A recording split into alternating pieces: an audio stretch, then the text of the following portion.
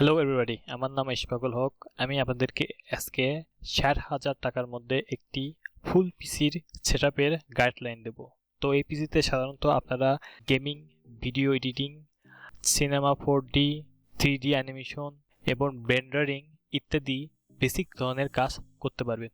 তা চলেন শুরু করা যাক, এবং শুরু করার আগে আমার চ্যানেলটা সাবস্ক্রাইব এবং ভিডিওটা লাইক করে দিবেন। মনিটর আমি এসারের এই মনিটরটা সিলেক্ট করছি, কারণ এই মনিটর অন্যান্য 18 ইঞ্চি যতগুলো মনিটর আছে সেই মনিটর এই মনিটরের প্রায় 1000 টাকার মতো দাম কম, যে কারণে আমি এই মনিটরটা সিলেক্ট করছি। এখন হচ্ছে কিবোর্ড আমি A4 এর কিবোর্ড সিলেক্ট করছি, কারণ A4 এর কিবোর্ডগুলো লং লাস্টিং, বেশি দিন টিকে।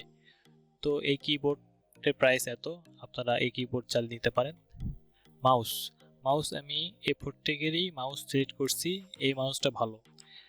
আপনারা এই মাউস কেনার আগে দেখবেন এই মাউসের কপি আছে বাজারে, যেটা আসল সেটা আপনি কিনবেন, কপি যেন কিনবেন না। এই মাউস আমি কিনছিলাম, এই মাউস প্রায় আমার 5-6 বছর চলে যায়, মাউসের কিছুই হয় না, মাউসটা খুবই ভালো। হেডফোন আমি A4 এর এই হেডফোনটা সিলেক্ট করছি। আপনার ইচ্ছা করলে আপনার পছন্দের মধ্যে একটা হেডফোন নিতে পারেন, কিন্তু এই A4 এর এই হেডফোনটা ভালো। প্রসেসর আমি Intel i3 10105F 10 generation প্রসেসরটা select করছি, কারণ এই প্রসেসরের কোনো গ্রাফিক্স না থাকার কারণে এর প্রায় 2000 টাকা দাম কম।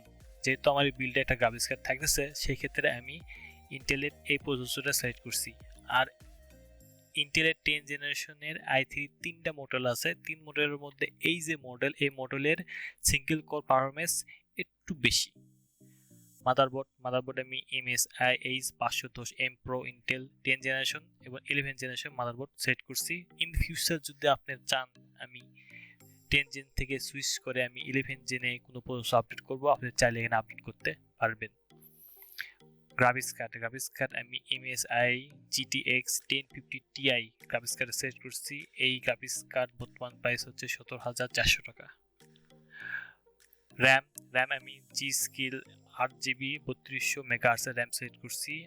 আমার আগের বিল্ডে আমি Corsair র্যামের সাজেস্ট করছিলাম, কিন্তু এখন ওই যে র্যামটা আমি নিতাম সেই র্যামের প্রায় 200 টাকা বেড়ে গেছে, যে কারণে আমি G.Skill এই র্যামটা সিলেক্ট করছি।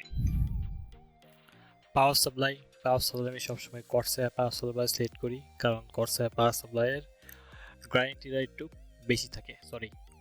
একটু বেশি থাকে।